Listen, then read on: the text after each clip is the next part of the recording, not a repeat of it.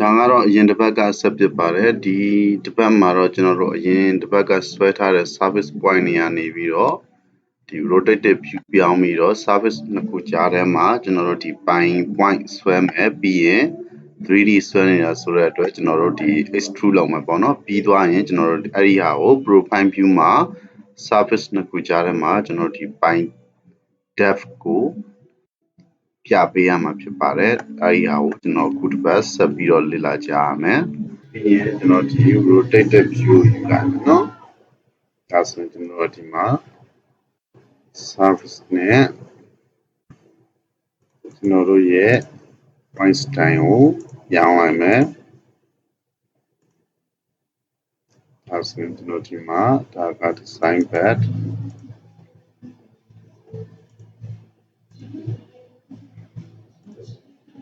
နောက်ဒီတစ်ခုကတော့အပေါ်ကအစိမ်း point ဖြစ်ပြောင်းပေးလိုက်မယ်နော်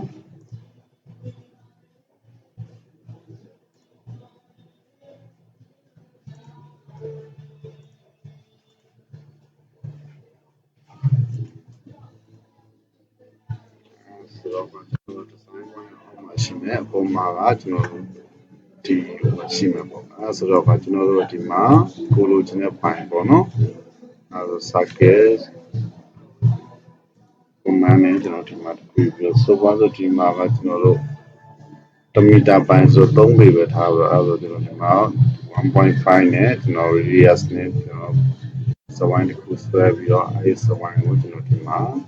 လိုက်ပြီးတော့နေရာချနော်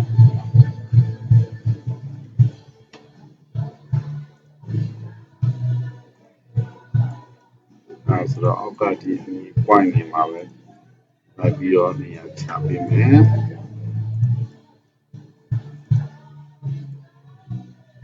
ဒါဆိုတော့ဒါတော့နမူနာဆိုတော့ဒီတိုင်းပေါ့နော်နှစ်တန်းလောက်တော့ဆွဲလာမယ်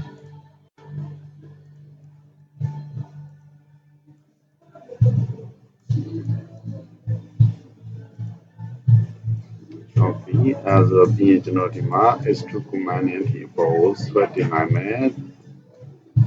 3D ပုံဆွဲနေရလို့သူအဲ့လိုပြောတဲ့အတွက်အဲဆိုတော့ဒီဟာကို 3D ပုံဆွဲမယ်နော် EST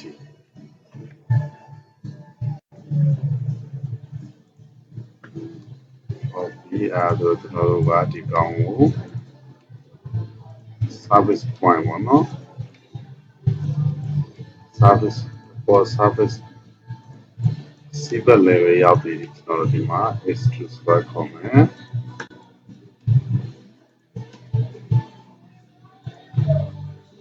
ဒီဘက်ကလည်းအဲ့လိုပဲ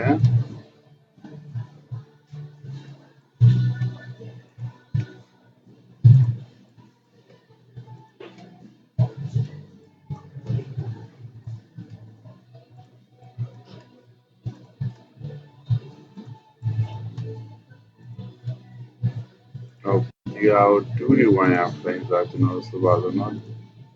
subject တစ်ခုပြောင်းလိုက်လို့ဆိုရင်ဒီမှာ point ရှိမှာအဲဆိုတော့ဒီက 2D wire frame မှာပြောင်းလိုက်မယ်နော်အဲဆိုကျွန်တော်ဒီအဆုံးမှာဒီက 3D object လေးတွေရအဲဆိုသူကဒီ session view မှာဖြတ်ပြရမယ်ဆိုရင်ကျွန်တော်တို့ဒါကိုတော့ပြန်ပြောင်းမယ်ဒီရင်ဒီဟာကိုပုံမှန်တိုင်းပေါ့နော် note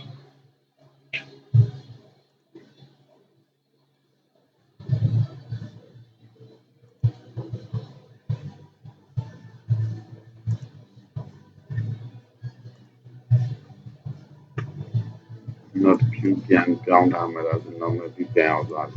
ဟုတ်ပြီအဲဆိုတော့ကျွန်တော်တို့ကဒီ group profile view နဲ့ပြမယ်ဆိုတော့လည်းဒီတိုင်းကို line လေးတစ်ခုဖြတ်ဆွဲလိုက်အောင်ပေါ့နော်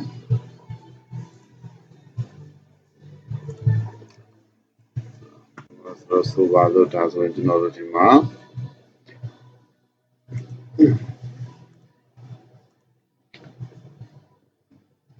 profile ဆိုရင်ကျွန်တော်ဒီကနေ design bed is sitting ground the profile view style ပေါ့နော် nature grip ပေါ်ထားလိုက် okay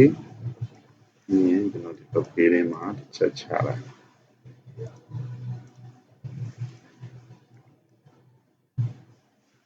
ဆိုရင်ဒီမှာအောက်မှာကျွန်တော်ဒီ design ပတ်တွေ့ရမယ်980အပေါ်မှာက990ဒုတိယ sitting ground ပေါ့နော်အဲဆိုတော့ major grade အစားကျွန်တော်ဒီမှာလဲဟိုလုံးရင်ပေါ်တာအုံးလေးပြောင်းလိုက်လို့ရတယ်နော်မရှိဘူးအဲဒီတော့ကျွန်တော်ဒီမှာကိုဟာကိုပြန်ဖန်တီးမှဆိုရင် create new ဆိုပြီးတော့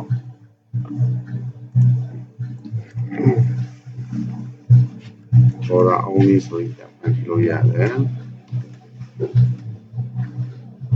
ပေါ်တာအုံးလေးကအမှန်တော့ကျွန်တော်ဒီမှာ left exit ဖွင့်ထားမယ် right exit ဖွင့်ထားမယ်ကျန်တဲ့အားလုံးပိတ်မှာပေါ့နော် left exit ဖွင့်ထားမယ် left exit title ပိတ်လိုက်မယ်ဟော elevation ဖွင့်ထားလို့ရအောင်နော်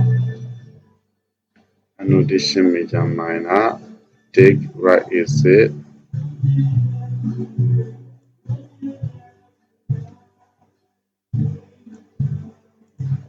copy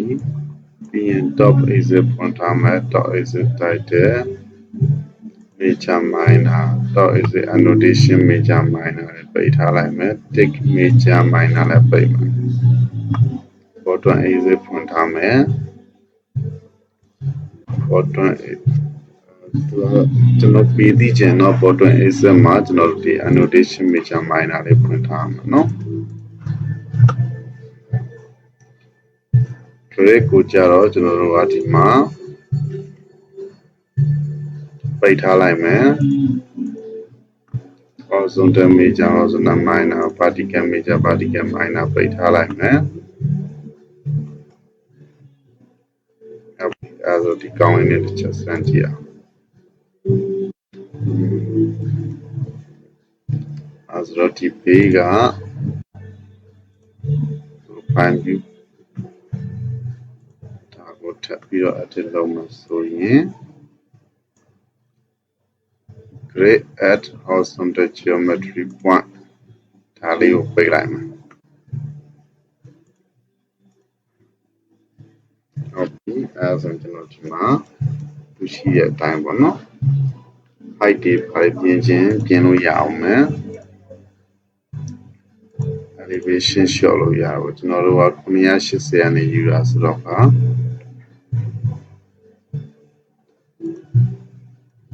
925လောက်ကနေထားလို့ရအောင်နော်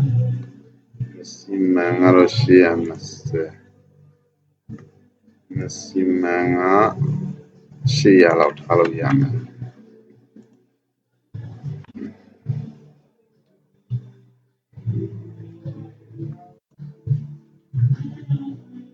now station က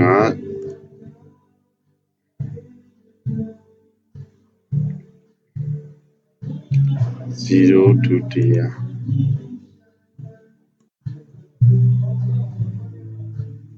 0 to 100ဒ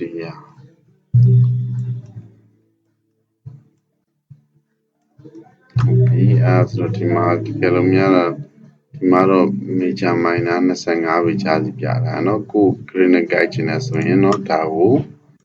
20ကြားစီပြင်ရမယ်ဒီက grade မှာเนาะvertical exit မှာ25ပဲ20ပြင်ရမယ် horizontal exit ဟုတ်ပြီအဲ့တော့ကျွန်တော်တို့ကဒီမှာ 3D view တွေဆွဲချင်တယ် draw project object to profile view ဆိုပြီးတော့ဆွဲမယ်ကျွန်တော်တို့ဒီ line ကိုဆွဲထားဖြစ်တဲ့အတွက်ဒီမှာပေးထားတဲ့ 3D object လေးတွေကိုယူပြီးတော့အဲ့မှာပို့လိုက်မယ်เนาะဒီအဲ့ဆိုဒီကကိုပြချင်တော့ယူပြီးတော့ရင် enter ခေါက်မယ်မြင်ဒီကကျတော့ object elevation တိုင်းမယ် okay ဒါဆိုရင်ဒီမှာကျွန်တော်တို့ကိုလိုချင်တဲ့အတိုင်းအောက်ခြေ level ညီနောက်ဒီအပေါ် surface ညီတဲ့ point လေးတွေရောက်လာတွေ့ရမယ် click တစ်ခုပေးဖို့ကြံခဲ့တယ်ဆိုတော့ဒီတစ်ခုထပ်ထည့်လိုက်မှာနော်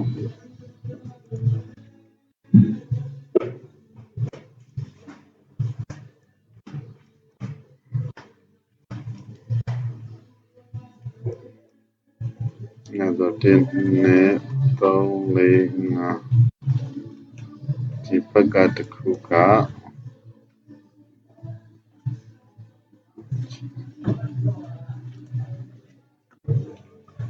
ဒီဘက်ကတစ်ခုကကျွန်တော်ဒီမှာမတွေ့ရဘူးဖြစ်နေနော်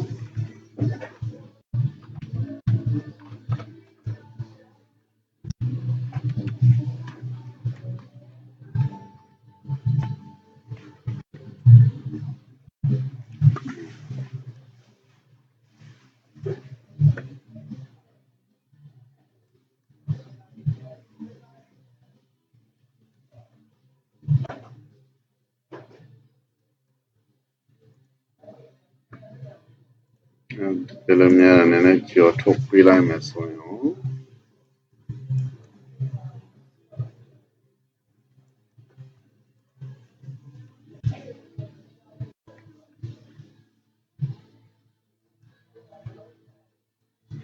ဆိုတော့ profile နေပေါ့နော်ဒါ profile နေရကျွန်တော်ဒီပုံကိုစစ်ပြင်စစ်လို့ရအောင်ဆိုတော့တကယ်လို့များတာကိုကဒီအများနဲ့သုံးပြချင်တယ်ဆိုတော့ဒါကို profile အနေနဲ့ကျွန်တော်ဒီရပါ alignment အနေနဲ့ပြန်ဖန်တီးပြီးတော့အသုံးပြုလို့ရမယ် alignment create alignment from object ဒါလေးကို alignment နဲ့ပြန်ဖန်တီးလိုက်မယ်ဒါကဆိုပါတော့ဒီမှာ grid line ပေါ့နော် grid ပြီး search လုပ်ပြန်ပေါ့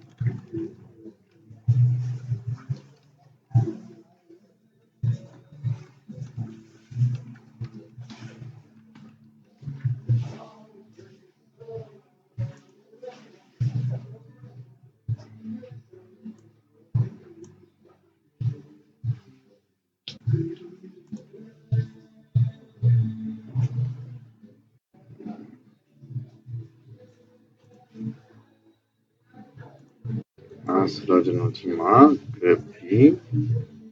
သူ့ရဲ့ဒီ station ကွာဝေးလေးတွေပြချင်တယ်ပြမပြချင်တယ်မပြနဲ့เนาะပြဿနာမရှိဘူးကျွန်တော်ဒီက surface profile ဆိုပြီးရင်ဒီနှစ်ခုလုံးကိုထည့်လိုက်မယ်ဒီ draw and profile view now profile view တိုင်းအစောနာကျွန်တော်ပြုလုပ်ထားတဲ့ပေါ်တာ only ကိုရွေးပြီးတော့ create profile view ဆိုပြီးဒီအလုပ်တဲ့နေရာ click ချလိုက်မယ်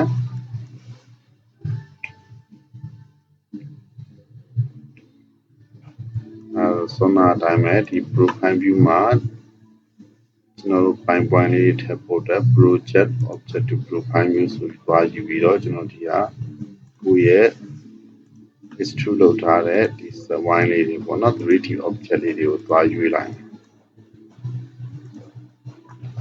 မြင်အကုန်6ပြည့်ပြီးသွားတယ်ဒီက enter ခောက်ပေးလိုက် okay ဟုတ်ပြီ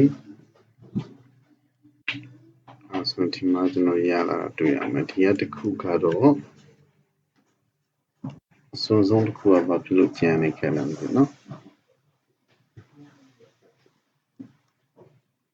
နန်ဆိုတော့သူလည်းပေါ်ရမယ်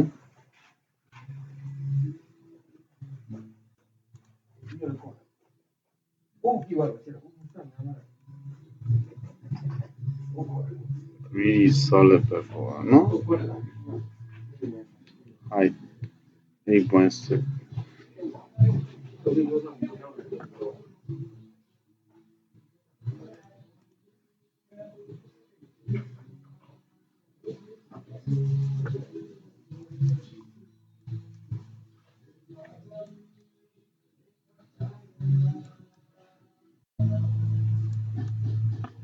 ကဲအဲ့တော့ဆိုရင်အဆင်ပြေမယ်ယူဆပါတယ်ဒီဇင်ဘာ3ရက်နေ့မှာစမဲ့ Mastering Civil 3D Road Design Course ကိုတက်ရောက်ချင်တယ်ဆိုရင်စီရင်ပေးလို့ရပါပြီဒီဇင်ဘာ3ရက်4ရက်စနေနေ့ရက်တွေကိုညပိုင်းဓာတ်ရိုက် Zoom Live သင်ကြားပေးသွားမှာဖြစ်ပါတယ် Mastering အတန်းဖြစ်တာကြောင့်ကျွန်တော်ဒီဈေးကတော့ကျွန်တော်ပို့ယူထားပါတယ်ပြီးတော့လည်းဓာတ်ရိုက် Zoom Live ဖြစ်တဲ့အတွက်ကျွန်တော်တို့သင်တန်းကြီး2သိန်းခွဲဖြစ်ပါတယ်ဘာတွေပါမလဲဆိုတော့ကျွန်တော်တို့ဒီ user interface ကနေစပြီးတော့ကျွန်တော်တို့ဒီ plan profile အတွက်လိုအပ်တဲ့ tool တွေကိုအကုန်ပြည့်ပြည့်စုံစုံလေ့လာမှာဖြစ်ပါတယ်ကျွန်တော်တို့ဒီ corridor modeling မှာဆိုရင်လည်းအဆင့်မြင့်ပိုင်းဖြစ်တဲ့ intersection point နောက်ဒီ roundabout ဆိုရင် corridor modeling မှာအဆင့်မြင့်ဆုံးလို့ပြောလို့ရပါတယ်ပြီးရင်ဥမာကျွန်တော်ဒီ freeway လိုမျိုးပေါ့ slip lane ထည့်ချင်တယ်ဆိုရင်လည်းသူနဲ့ပတ်သက်တဲ့အားလေးတွေပါကျွန်တော်ဒီသင်ကြားပေးသွားမှာဖြစ်ပါတယ်တကယ်လို့သင်တန်းချင်းကို2ရက်ခွဲသွင်းမယ်ဆိုရင်လည်းလက်ခံပေးသွားမှာဖြစ်ပါတယ်ကျွန်တော်ဒီ business corridor modeling ပြီးသည့်အထိပထမတစ်ရက်သွင်းထားမယ်နောက် business corridor modeling ပြီးသွားရင်နောက်တစ်ရက်ကိုထပ်မံသွင်းကြမှာဖြစ်ပါတယ်Mastering အတန်းဖြစ်တာကြောင့်ကျွန်တော်တို့ဒီတက်ရောက်မဲ့လူများအနေနဲ့ကျွန်တော်ဒီ Civil 3D software နဲ့ယဉ်နှီးဖို့လိုအပ်ပါတယ်ကျွန်တော်တို့ဒီ Basic Corridor Modeling အဆင့်ကိုလေ့လာပြီးသားလူဒါမှမဟုတ်ကျွန်တော်တို့ဒီ AutoCAD ကိုအသုံးပြုနိုင်သူအသုံးပြုဖူးသူဖြစ်ဖို့လိုအပ်ပါတယ်အထူးအစီအစဉ်အနေနဲ့ page ကို like လုပ်ထားပြီးတော့ယခု post ကိုငွေချင်းတယောက်နဲ့တက်တွဲပြီး public နဲ့ share ပေးမယ်ဆိုရင် 2% discount ပေးသွားမှာဖြစ်ပါတယ်ငွေချင်း9ယောက်အထိတက်တွဲပြီးတော့ maximum 10% အထိ discount ရယူနိုင်ပါတယ်အဲဒါကြောင့်စိတ်ဝင်စားတဲ့ငွေချင်းတွေရှိခဲ့ရင်သိရအောင် comment မှာ mention ခေါ်တာမျိုး share ပေးတာမျိုးပြုလုပ်ပေးကြဖို့မေတ္တာရပ်ခံအပ်ပါတယ်အဆုံးထိကြည့်ပေးတဲ့အတွက်အားလုံးကိုကျေးဇူးတင်ပါတယ်ခင်ဗျာ